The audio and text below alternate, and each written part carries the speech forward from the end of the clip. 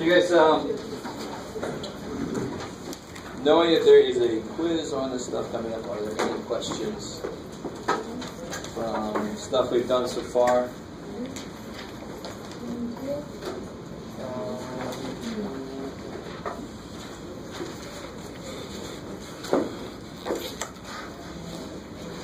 All right, cool. Take that as a good sign.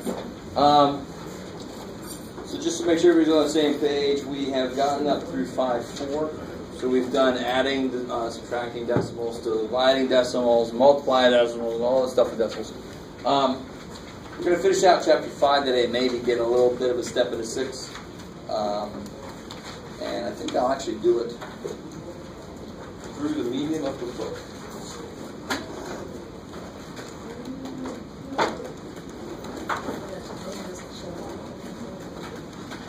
A little bit up here though.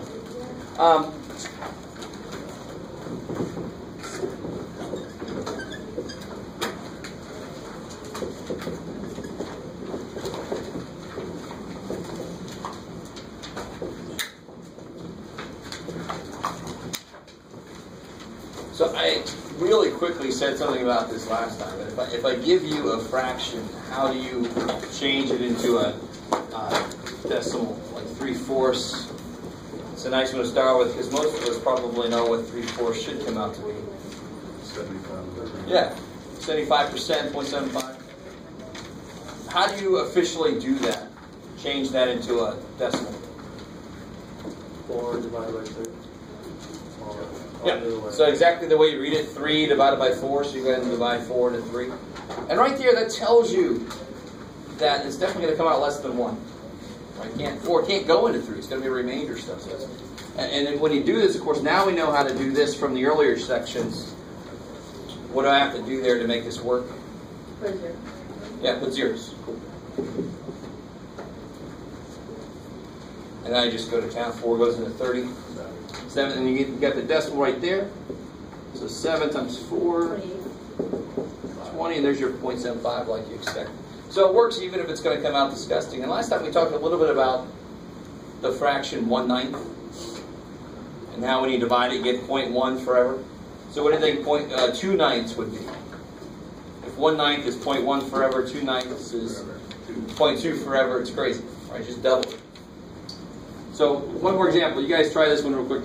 11/16. Try to turn that into a decimal.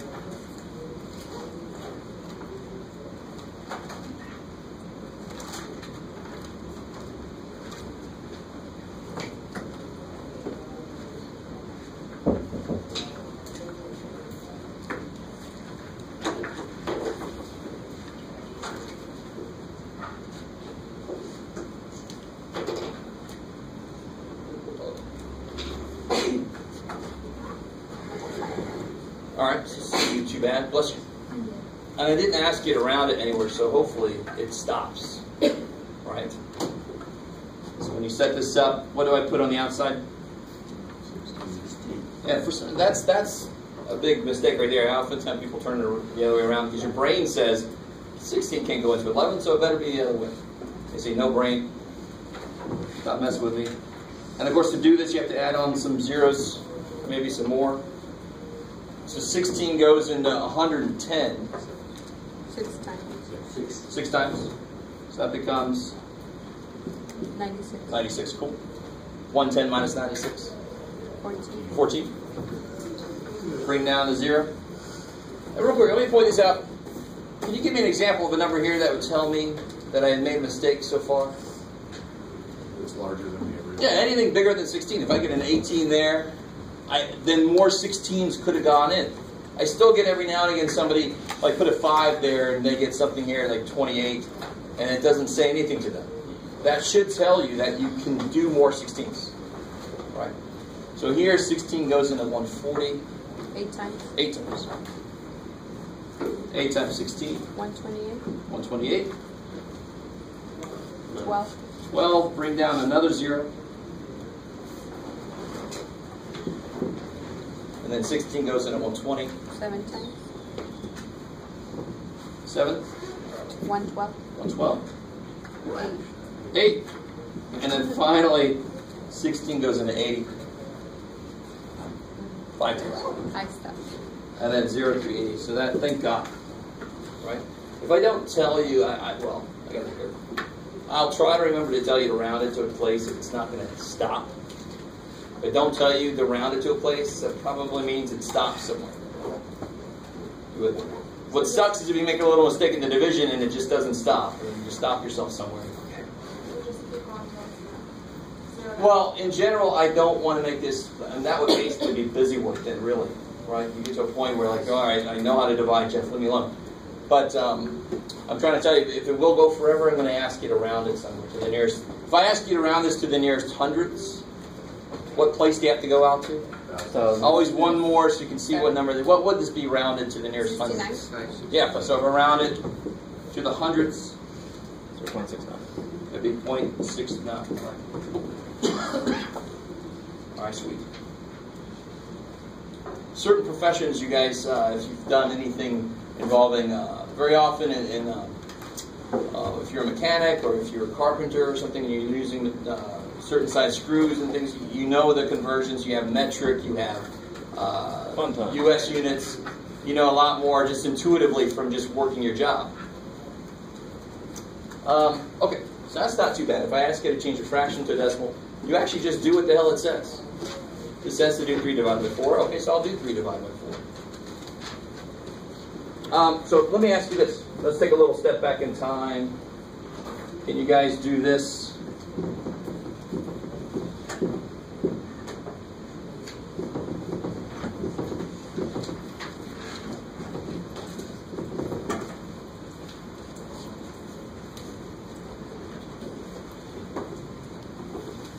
There's no trick here. Decimals aren't suddenly going to pop out of nowhere. This is truly just a problem from earlier in the semester, so just take a minute and try to do it.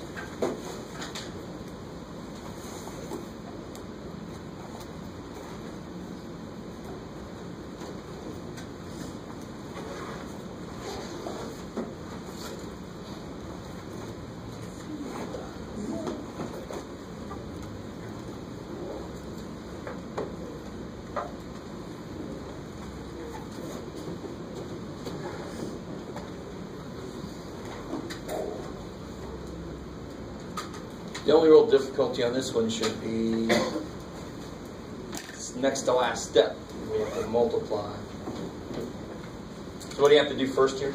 Simplify each of the parentheses. 13 times Yeah. 13. You could do, actually it doesn't really matter, you could do that. By the book you have to do that first in parentheses here, right?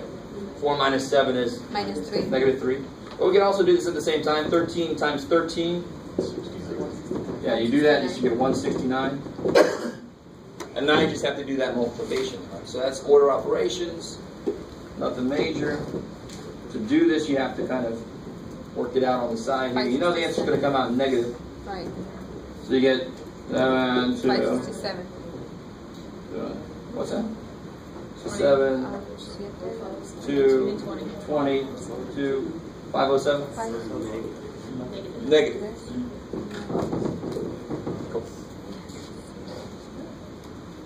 Is it cool? All right, so that's old news, right? So here's the same news, just with different stuff inside. Not surprisingly, it's going to be decimals. So if I had this problem instead, what do you got, Jeff? I don't know.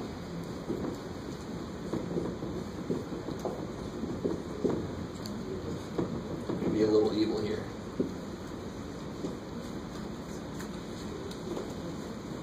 go ahead and do that problem there.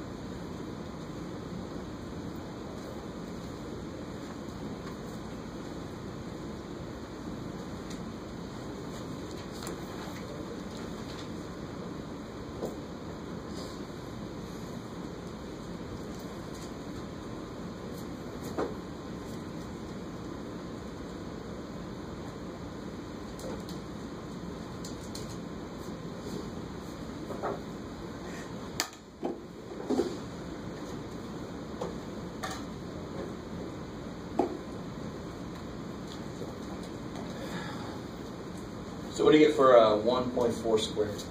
1.96. I like it.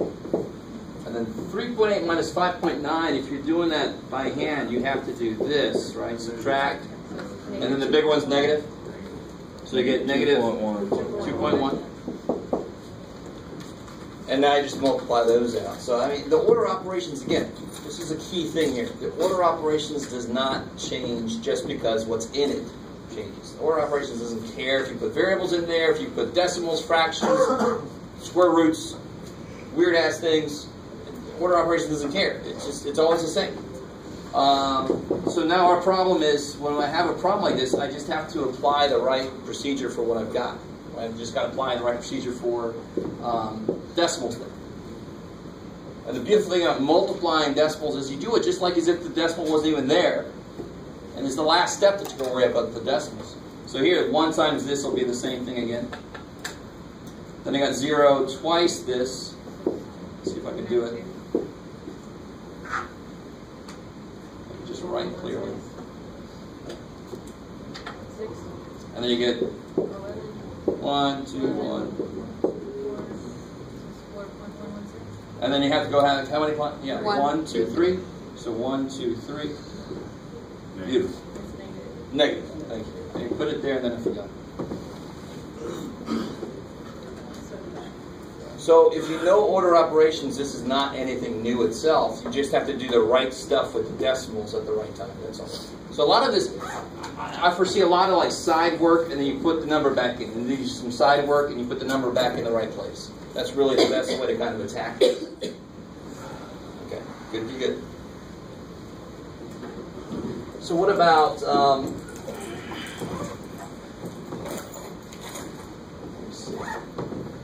we looked a little tiny bit at a problem like this here. That makes something more interesting.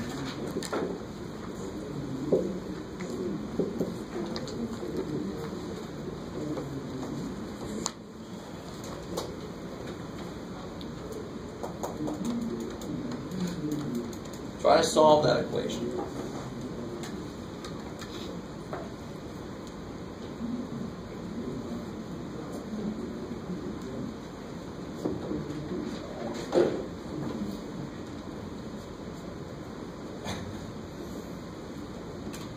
Just like order operations does not care what's in it, the idea of solving an equation does not change just because it's got decimals or fractions in it.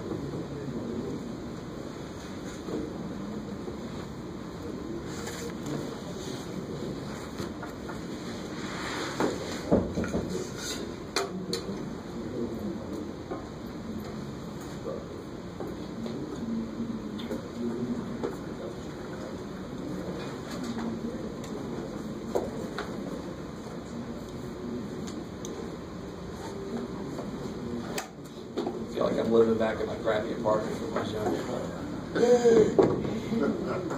Turn it down. Yeah. Have you ever seen Office Space? Yeah. Hey man, turn it on too. All right, sorry. What would you do with $10? So, what's the first step here? You move to 10. Yeah, so you can subtract 10. So now you got to do 2.8 minus 10. And of course, the better way to do that is to do 10 minus 2.8, subtract them. Now, of course, you have to at the same, I'm kind of doing it automatically here, but you've got to line up the decimal places. I add the 0 there just to make it easier to look at.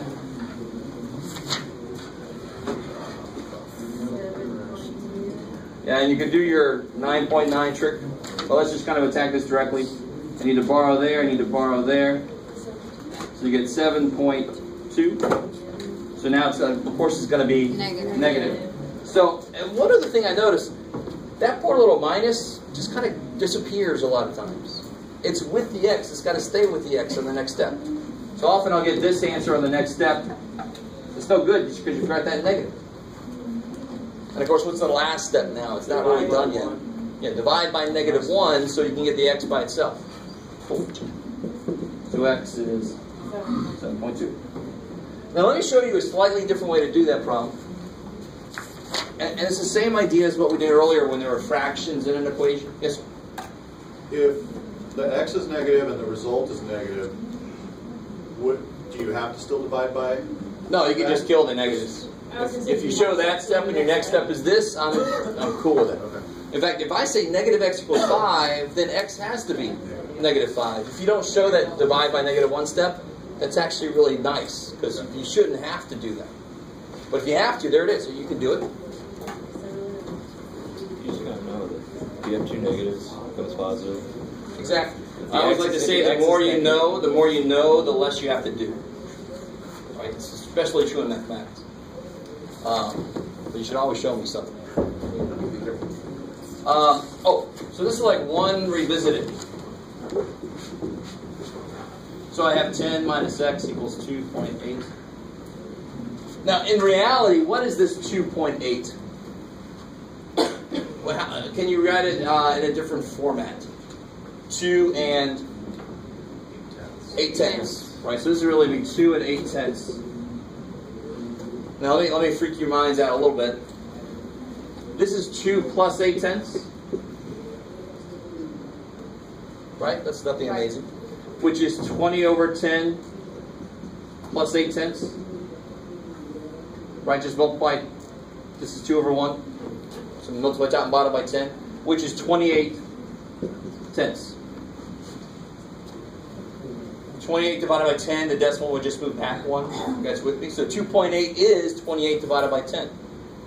Now, if I have a fraction in my equation, what can I do to kill it if I want to? Multiply by the LCD. In this case, there's only one real fraction. So decimals are special fractions. They are fractions with tens on the bottom. Special. So if I only need to move the decimal over once to make a whole number, I can multiply everything by 10. And again, you can't just multiply the decimal because he's the only one that needs it. To be legal, you just have to do it everywhere. He needs it, everybody gets it, right? Same thing like in the class, you say, well, you screwed up, now I'm going to make the whole class suffer, and they can all beat you up later. So, what do I get when I do that? 100. 100? 10x. That's 10x. 28. I like it. When you multiply by 10, you move the decimal over once. Or you can look at it like that. When you multiply by 10, the 10s cancel, and you get 28. Same idea. So if I had like 0.28, what would I multiply by? 100, because you got to move it over twice. So whatever decimal has the most places in your equation is what tells you what to multiply. Now notice this. Do you have to do this? Obviously not, because you just solved the equation without doing the damn thing, right? Same thing with the fractions. You didn't have to multiply by the LCD if you didn't want to. You could work with the fractions. Most of us, and I agree with you, would choose not to do that. But decimals are a little bit easier actually to work with them being in there, right? They already kind of have like denominators, so it's a little easier to work with. Now notice this next step. It's going to look very familiar. 2.8 minus 10, 28 minus 100. See, that's basically 100 minus 28 there, right? You guys, it's a similar step. So when you do the 100 minus 28, well, that's easier to see. So you get negative 10x equals negative 72. And that looks a lot like that step there. When you divide by 10, the decimal goes back one, gets smaller, oops, and this negatives cancel. So you have either way you want to do it. So if my equation would have been this,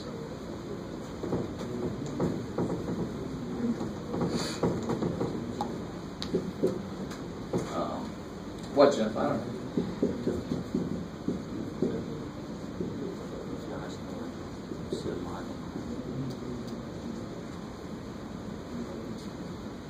It's a point, by the way. It's not time. If you wanted to kill the decimals, what would you do? Multiply by 100. Because you want to move the most you have to move anybody over is twice. He only needs to move over once. But too bad, this guy got to move over twice. So everybody's got to move over twice. So you multiply everything by 100 if you want to. And all that really does is move all the decimals over twice. You don't even need to really show this step. You get 14x. Yeah, good. Once, twice, 14x. Now be careful here. Once, twice, so 370. Might put the minus in the equals 29. Once, twice, twice. Once, dice. 3 times, maybe. All right, a few of you guys get that reference. The rest of you is too bad. Not a lot. All right, so. And now that looks a lot better. I mean, the numbers are big, but at this point in the game, you probably are cooler with big numbers than you are with fractions or decimals, and I feel the same way. It's just human. I could deal with big numbers. I got 2 steps and I'm done. Right? What do you have to do first? Subtract 370. I mean, Yeah. add it. Add 370. So you get 14x equals 399. Divided by 14. And then divided by 14. Now what do you think now? You got to be careful. If my equation started with decimals in it, It's probably going to end up with... what format do they probably want for the answer? Decimal format. So on this one, they'd have to tell us to round, I'd say round to the 100th place. And I'll tell you what, on the test, when I have problems like that order operations problem or something smaller, I make you do it by hand. When it's an equation, I let you use a calculator. Because at that point, I'm more grading if you're able to do the steps of solving the equation. I've already graded on, are you able to do this long division? I'm not going to make you do that in every damn problem. So, somebody help me out. If you get the calculator, it's 399 divided by 14. 28. 28.5. Does it come out to exactly? Yeah. That's awesome. I kind of in the back of my mind thought it might, but I didn't really trust myself. So the 100th place, that's all I need. That's fine. It'd be 28.50 if I wanted to be technical about it. You guys semi with me? That's so funky it came out to a decent number. So a fractional answer, when the problem starts with decimals, a fractional answer is it's just not right. It should stay in that same format. Yeah. But you can still do it The long way? Yeah, sure. In this case, it wouldn't be that long, but still, yeah. All right. Not too bad. So that's 5-6. I personally, I don't think there's anything new in 5-6 at all. We know how to deal with decimals, and then we know how to deal with equations. Now I'll just deal with both of them at the same time. The equation process doesn't change. It's just how I do my actual work with each step changes. I have to make sure the decimal lines up and all that kind of stuff. Okay. Basically, you know how to add, subtract, multiply, and divide. Decimals. Then you can solve equations with the minute, because the process doesn't change. I like it. That's a quicker way to say what I just said.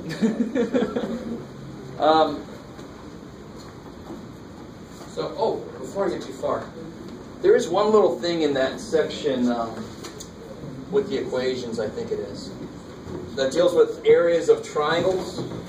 For some reason, they just out of nowhere throw in areas of triangles. Throw your purple. Area triangle base. Let them Padres actually wins. Hey, they squeaked him, all right? Leave him alone. You see No, Look at you. Wow, Johnson. Hold me back. I like the Padres, Yeah, don't get me wrong. Swept them. They killed It's them. just that this so far this season I've been watching my Braves instead, or my Red Sox. I haven't like Padres at all. Get out of here. All right.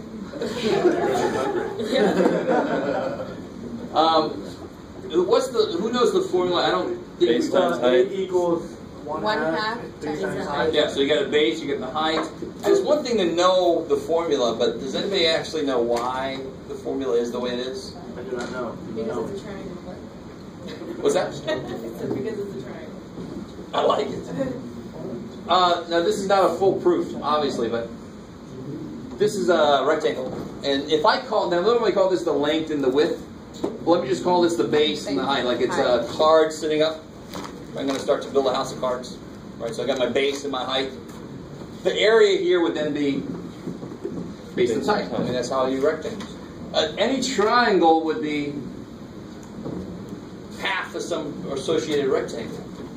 And that's not really true with any right triangle, but it basically works even if I have a slanted guy. It's the same idea. It's kind of nice visual. A triangle is roughly half of a, in more general case, half of a parallelogram, really. And they work the same way as rectangles do. So it's half the base times the height. The area is 1/2 base times height. So if I give you a triangle like this, and I said, let's see, this is, the height is 4.1 and the base is 2. Let's make it make more sense. 5.2. And so what's the area of this? You just got to plug and shove. Yeah, area is 1/2 4.1. base times height. And now you just go to town, right? Yeah, 0.5. If you look at this at 52, what's half of 52? 26. Half of a deck of cards is 26 cards. So half of 52 is 26. So half of 5.2 is 2.6. 2.6. So this would be 2.6 times 4.1, and then you guys can do that. So there are a few problems like that. Triangle, just 1/2 base times height. Not a big deal. Okay. So whatever you get there, we get 2.6 times 4.1. You got to move it back. Here's twice.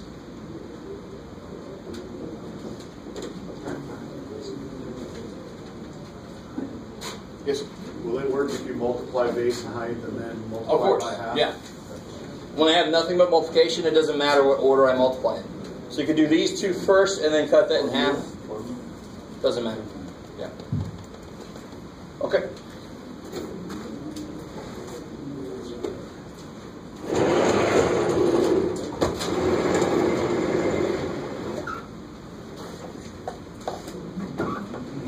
So that's section 5.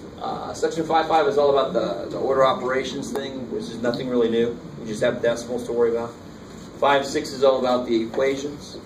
And again, the equation process doesn't change. It's just that you have to worry about the decimals, how to add them, and so forth. They threw in the little triangle thing just real quick, just so you can get used to multiplying decimals in some different, for some different reason. You were trying to find an area.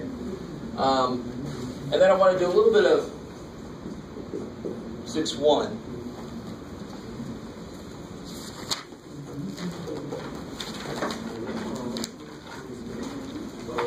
Then I'll give you guys a few problems to try.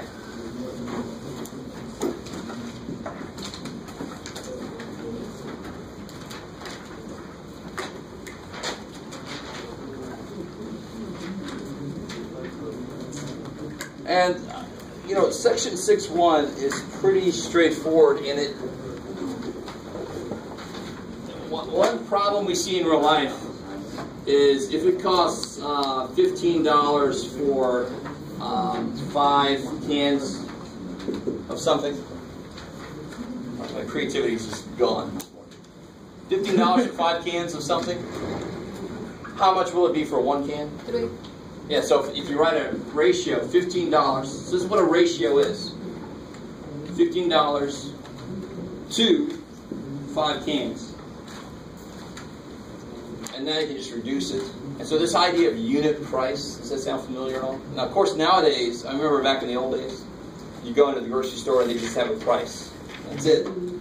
Now they actually have unit price down there, which kind of sucks for me, because I'm like, and the change just comes out automatically, right? And only a math teacher would be upset about this. Go to a grocery store, the change is, and I'm always forgetting the damn thing, right?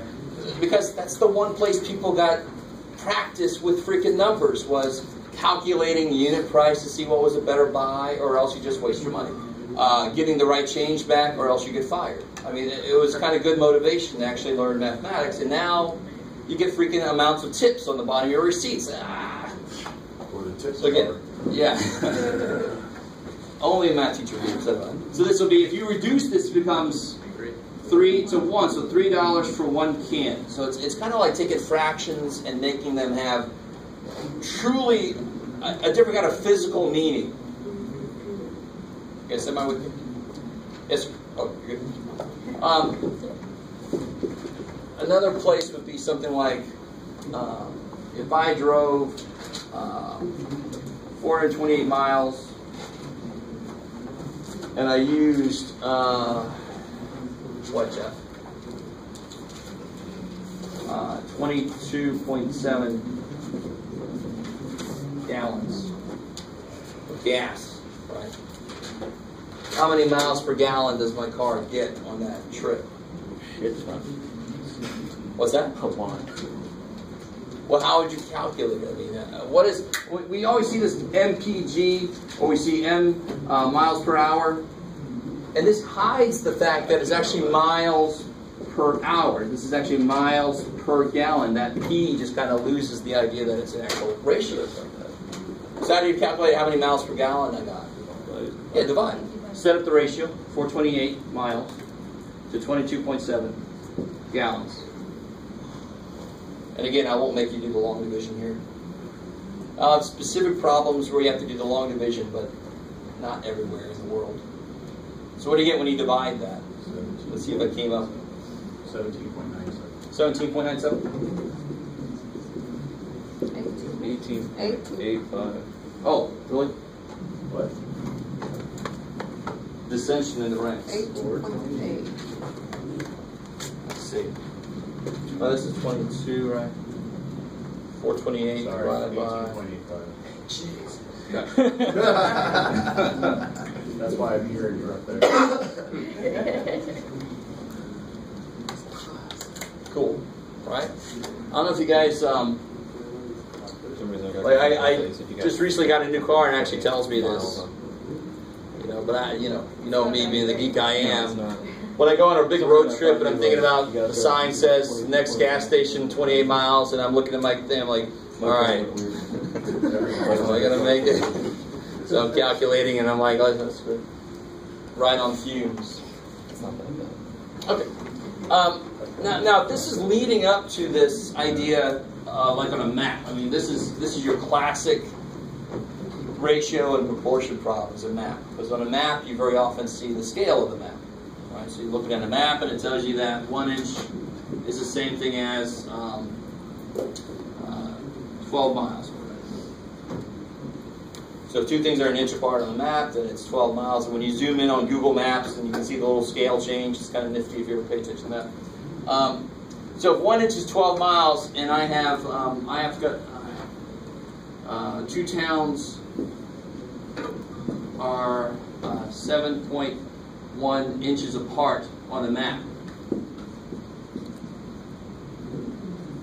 How far apart are they in reality? So we could do 1 over 12 equals 7.1 over Yeah, the official by the book method, and I know that there are other ways to do this kind of problem, but the official kind of by the book method would be to set up the ratios. I have 1 inch, 12 miles. That's what I call my given ratio. That's the information they gave me directly.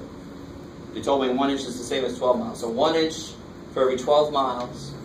So 2 inches would be 24 miles. And I can say equals 2 over 24, right? So I can set up like a little equality. They got to be equal because the one reduces to the other one. But the thing is, I don't know exactly the full thing it's supposed to equal. And all I know is it's supposed to equal 7.1 inches to something.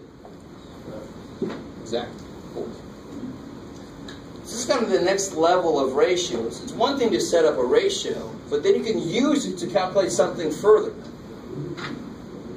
So right here, would you times 7 points? So now what's the thing you can do? This is a perfect example of the one place you can do this.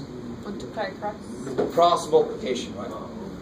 Multiply the x. The really nice thing with this problem, x times 1, 1 over. x. 12 times 7.1. 85.2. 85.2. 85.2 miles. 9. But with this, would you just do it straight across to 7.1 to 5?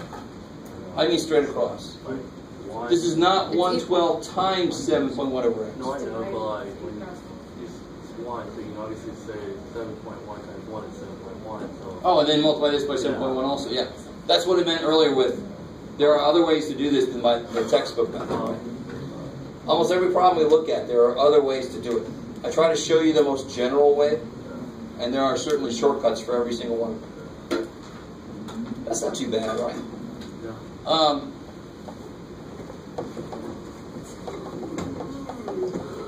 Remember back when I went to Italy, it was like, let's just make this a little bit more interesting. Let's say $1.06 was equal to 2,257 lira. Back before they had all the euros and it got all boring.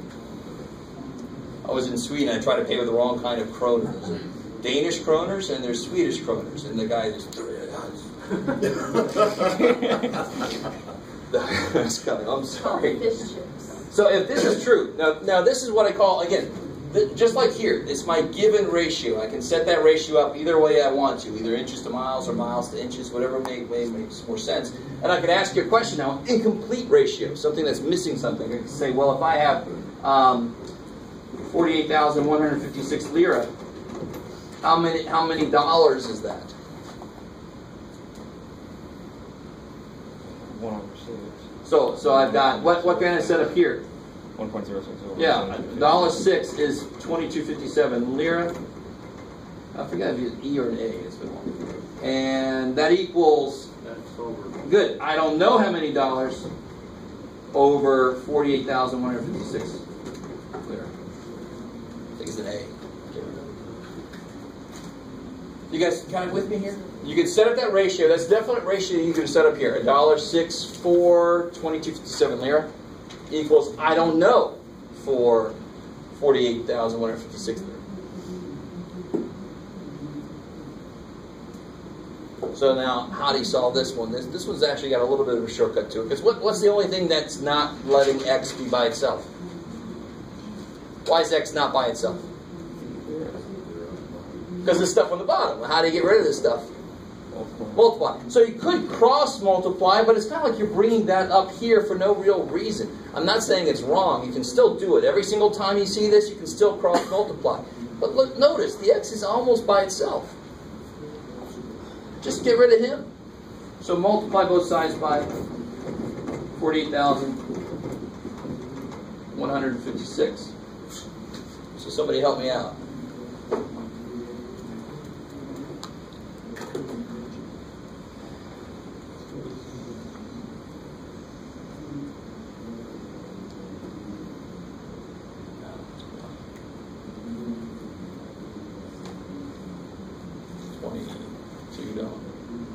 Let's see how that. I feel like my whole brain is here this morning. So excuse me. What do you guys get? You guys got that nifty technology? 22.61. Holy crap! Some of them are rated 22.61. 6463955. 64 blah blah blah.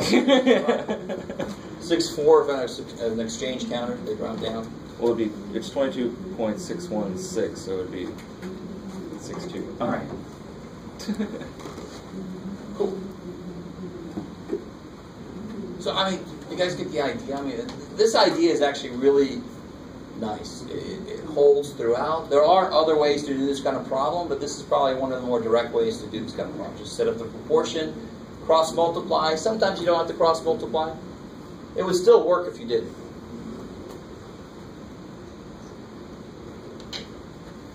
So let me give you guys a couple to try out of the blue book here, and then we'll call it an early day.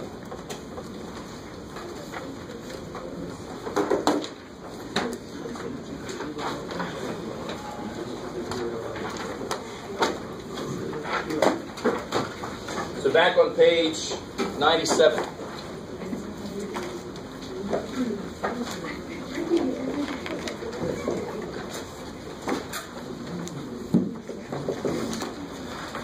Number 7.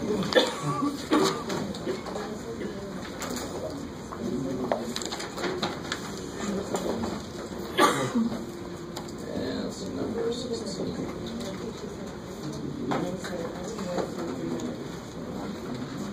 Page 99.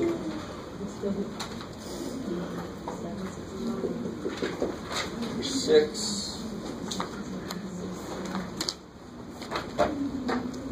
10.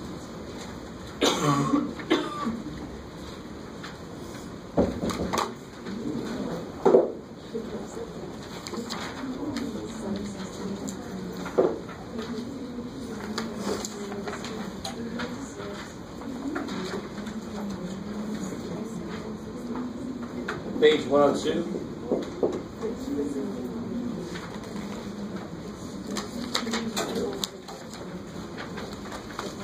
Uh, 15 and 16.